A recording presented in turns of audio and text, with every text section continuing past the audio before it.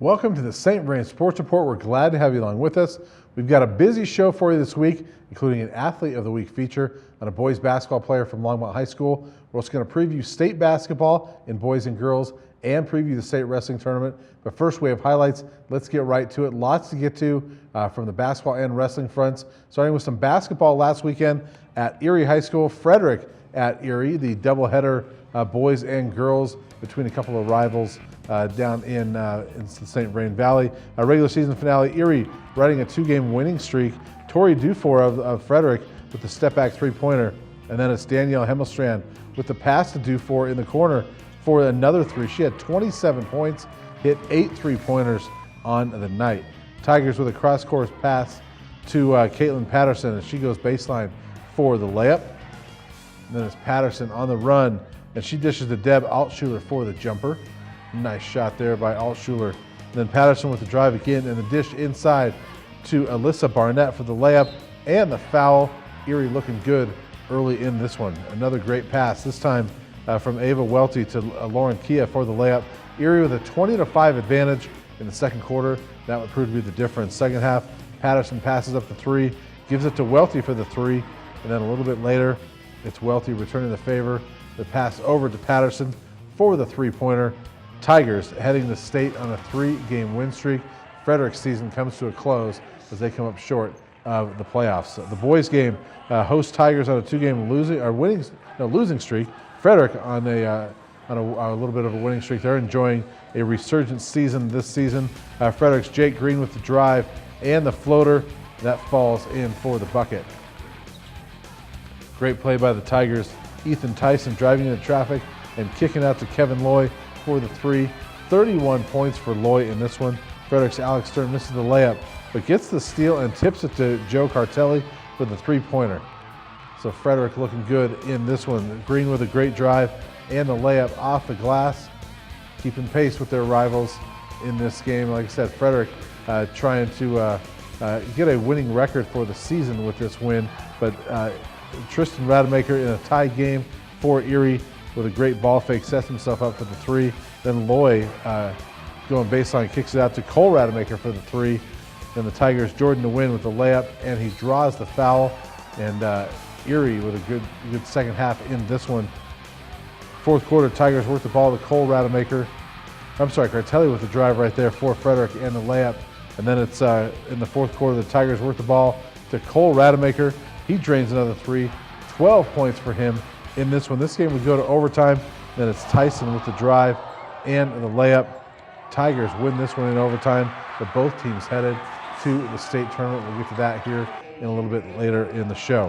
Holy Family at Meade girls basketball. Holy Family had a 9-game winning streak, and Meade trying to secure a playoff spot. Abby Glenn of the Mavericks misses the first shot, but gets the board and the putback. Then Savannah Greibling on the run. She sinks the layup and draws a foul. She had a team-high 12 points for the Mavericks in this one.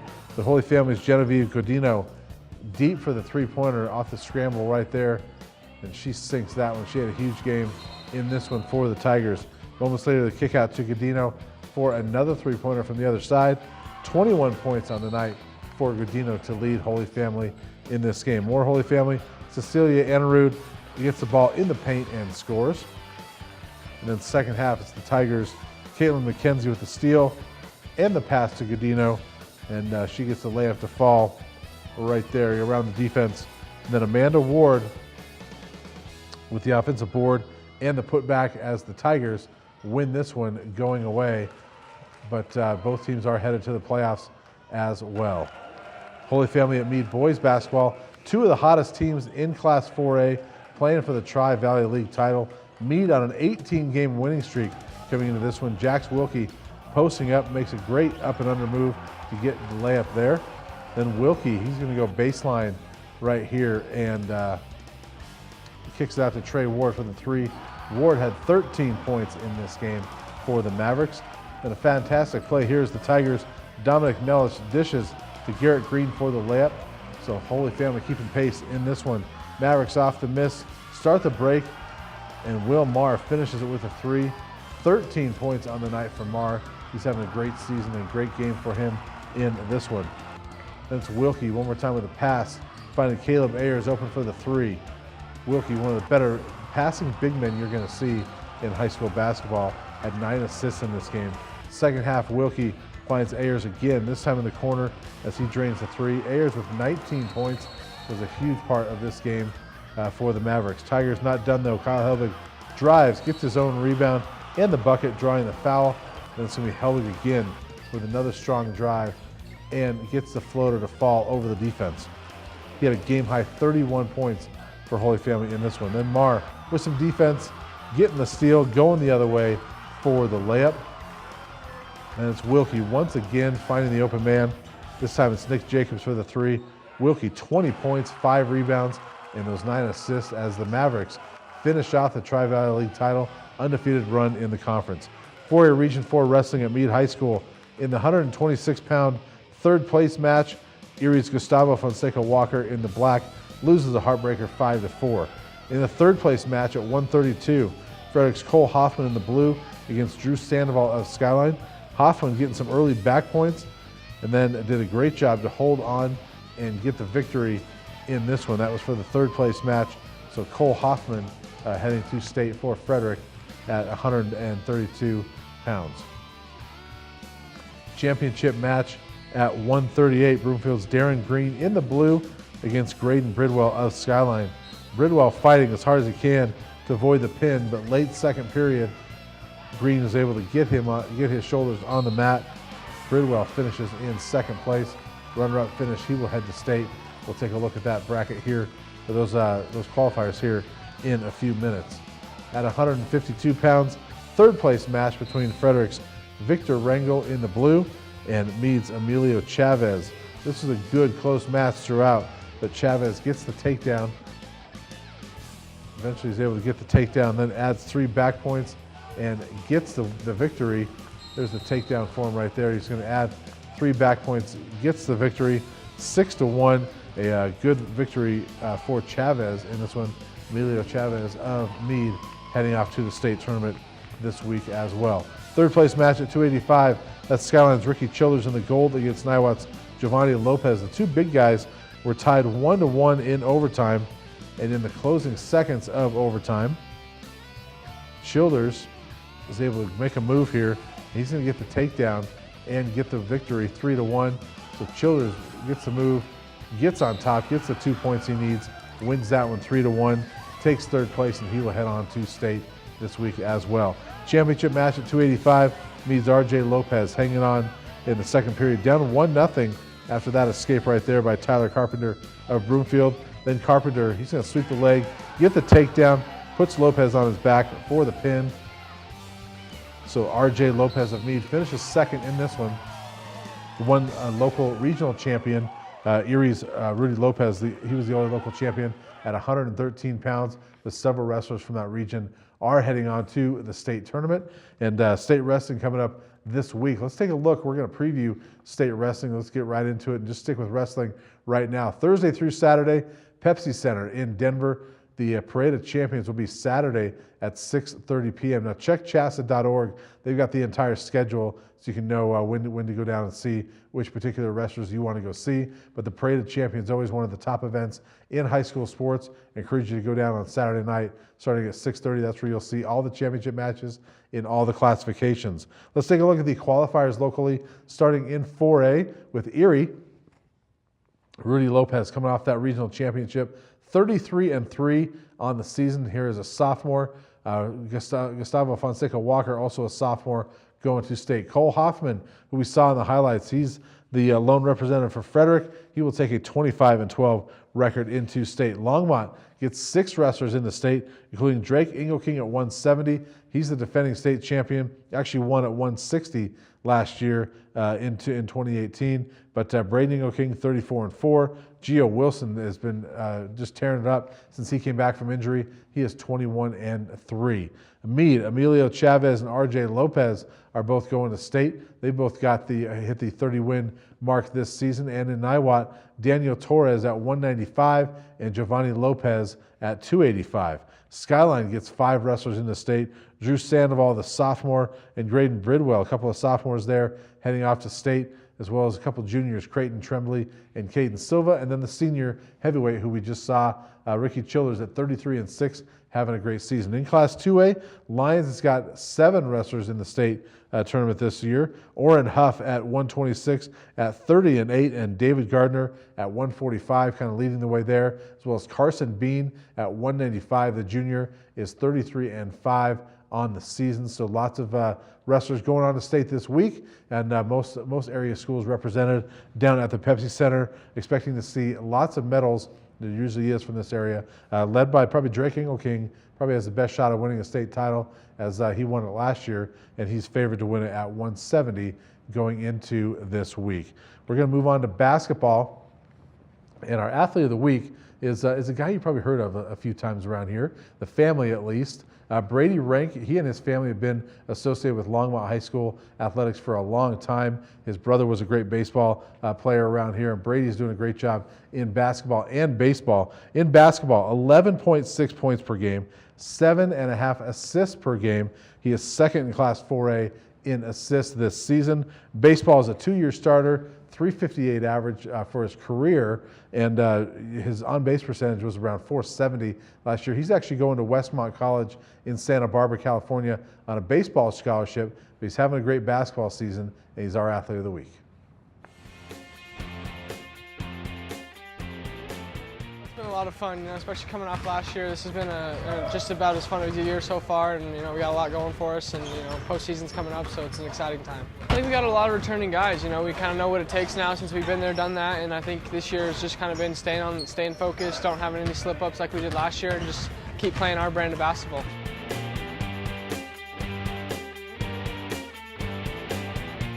I've always been kind of a pass-first guard, and we got a lot of weapons on this team, so kind of anywhere I pass, that shot can go up and it can go in. We got a lot of shooters, and we like to run, so fast break, we get a lot of transition points, so just kind of giving the ball up when the guy's open, and then if I'm open, I take the shot. So it's just kind of unselfish basketball, and we got a lot of guys that can score.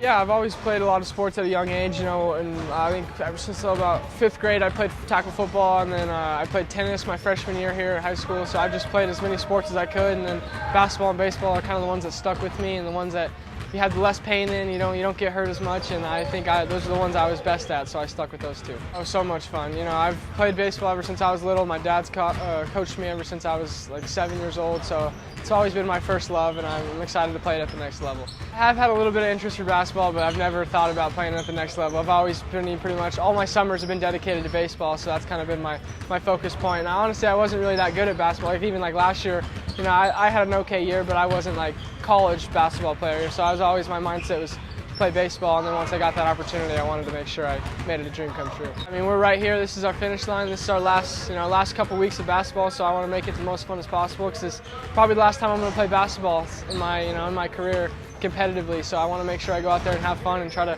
go out on a high note before baseball. For a guy who has basketball as his number 2 sport and thinks he was just okay last year, he's doing a pretty good job, and he's probably the catalyst of that team for Longmont this year, the number 2 team in the state at 23-0. He's doing a great job. I want to thank Brady for giving us a few minutes this week. Let's take a look at the bracket in Class 4A, or at least the local matchups in Class 4A. We've got several teams going on to the state tournament. Starting with Silver Creek gets a chance to host the number 32 seed. These games are all Wednesday night, by the way. They will host Ponderosa on Wednesday at 7 o'clock. Skyline will host as well the number 18 seed. You got Erie and Frederick both on the road for matchups on Wednesday night. Now Skyline 15-8. This is just their second winning season in the last 15 years, the best season they've had in a long time. We're going to see if they can keep that going. They've got a chance to really do that with a home game, and really if they get to the 3rd round, they've got a shot at Longmont in the 3rd round if they can get through that far. Let's take a look at the 2nd round matchups for teams that get there. Silver Creek, if they're able to win, they will play the number 1 seed, Lewis Palmer. So that's a tough draw if they can get through Ponderosa. Longmont has that 1st round bye. They are the number 2 seed overall. They'll play Discovery Canyon or Mountain View on Saturday over at Longmont High School. Erie, if they win, they'll go out to Steamboat Springs, number 3 seed. Meade is the other local team with a first-round bye. They're the number 5 seed overall, and they are awaiting the winner of Skyview and Air Academy. If Frederick wins, they'll head over to number 8 Wheat Ridge, and if Skyline wins, they've got to go down to number 15 Pueblo Central. So Skyline, having their best season in a long time, they've got a couple tough games they got to get through, but could potentially face Longmont in that 3rd round. Now Longmont, 23-0, coming into the tournament as the defending state champions, and really they've been on quite a run. I mean, the last 49 games, they're 48-1. Their only loss was to Skyline last year, and kind of funny that last year, last game of the regular season, they lose to Skyline, very unexpected. Last game of the regular season this year, just a few days ago, Longmont goes up to Greeley Central, a team they had beaten by 40, and goes into overtime and pulls that one out, outscoring the Wildcats 11-2 in overtime. We were able to catch up with Longmont coach Kloster and one of the players to find out what's kind of different about this team. What is it about this team as they head into the playoffs this year? You know what, these kids who are seniors, we've had them now for 4 years. They know the drill. They love each other, and that's the key for us is how unselfish we are. We come to practice every day. We enjoy each other's company. It's just been a fun ride. I think one thing is we just have great chemistry. I mean, we've been playing together for a long time. Played with a lot of these guys in club ball, and then all the way back to like 7th grade. And just playing together that much, you get some great chemistry, and you really we're all best friends. Like we all like being together off the court too, and I think that just helps on the court a lot. You know, they really are good friends on the court, but even off the court. You know, the way they care for each other, I think that is one of the biggest things that I've seen as far as our success. You know, last year, this year, when someone had great success in a ball game, it was more important to them versus their own success. And obviously, we had lost some great players last year. Luke was a great player, obviously 4A Player of the Year. So we knew coming into the season that we were all going to have to step up and contribute a little bit more than last year. So I think this year we really did a good job playing team basketball, sharing the ball, everybody's scoring, everybody's doing their job. And I think this year we're just playing great team ball, and it helped us to lead to success, yeah. I think the mindset right now is we take it one game at a time. We talked about at the Greeley Central, we got tested a little bit where all of a sudden we had a little adversity. We got taken into overtime. But I told the kids in the film study this morning how important it was that they showed that resiliency, and they always had an answer in the overtime. So it was good to see how they've kind of grown in that respect. So I hope that was our wake-up call, and now we're ready to go. Last year, Skyline kind of woke us up. It made us realize, like, we're going to have to go out there and compete every night. No game's going to be given to us. And I think now that we have that lesson, even this year, we've had a couple games that have been closer than they probably should have been. And I think we just know that every game we're going to have to go compete, especially in playoff time. Every team's good at this point, so you got to go give it your all every game.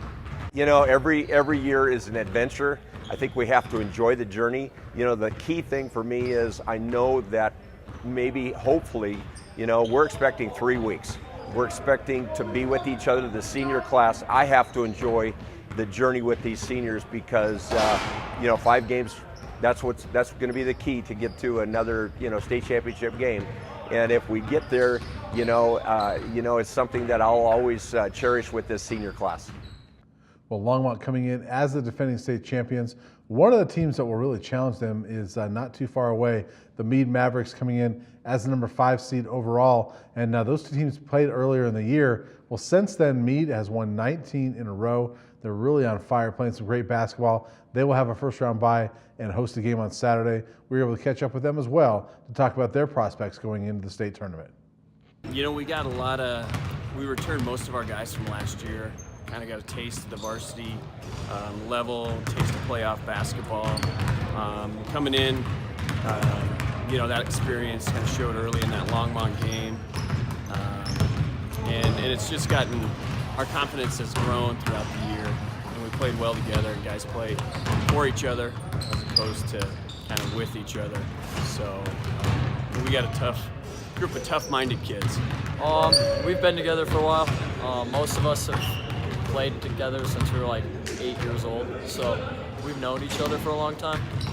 I know like me, Jax, KJ, David, we've been together since that long period of time, and then our juniors have been together.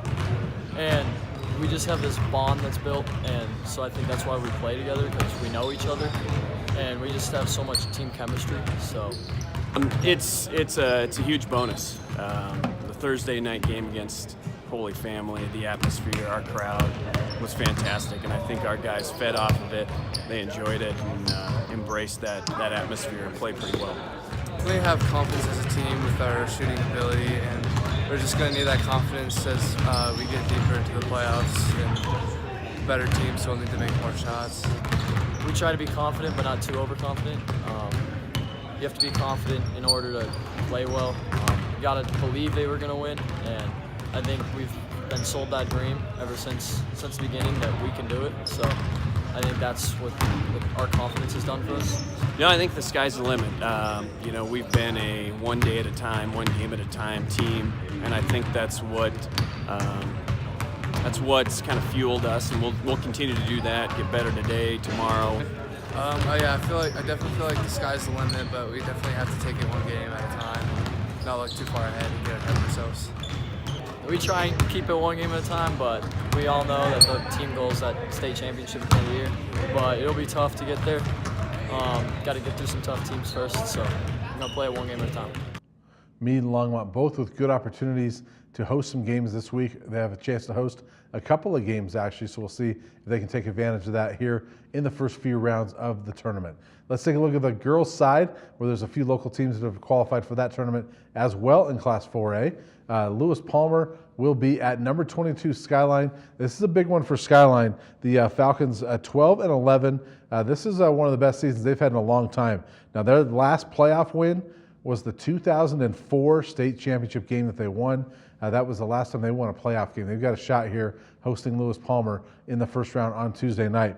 Erie will host Longmont in a crosstown matchup or cross-district matchup on Tuesday night. Both those teams have had pretty solid seasons. Then Meade was able to get into the playoffs. They've got to go down to Canyon City, but an opportunity for them to pull off an upset down there. In the second round, now all those teams do have to play first round and second round if they get through. The Lewis Palmer Skyline winner will be at Ponderosa. The winner of the Longmont Erie game will go to D'Evelyn on Friday night, and then Meade, if they can win, they will go to Skyview on Friday night. So those are your first and second round matchups in the Class 4A girls state tournament. In the small schools, we've got a couple of things going on down there as well in the districts. Lions in 2A District 7 for the boys. They will be at Gilpin County in a district tournament matchup on Wednesday night. Marina will be at Longmont Christian on Tuesday night in Class 1A. On the girls' side, Dayspring Christian will be at Lions on Wednesday night at 6 o'clock, and Longmont Christian will host Prairie on Wednesday night in a 1A District 4 matchup. So lots of things going on in basketball, and of course wrestling, the state wrestling tournament coming up later on this week. We want to thank Blaine Robinson and also Tim Ellis for getting our video for us this week, as well as Blaine and Don Gurton for all the behind-the-scenes work they do on this show. Check out bocopreps.com and the Longmont Times Call. They'll get you up to date on everything going on in high school sports in the area. Also, like us on Facebook and check us out on the web at longmontchannel.com, where you can watch this or any other programs you like here on Channel 8. And as always, we want to thank you for watching. We look forward to seeing you again next week.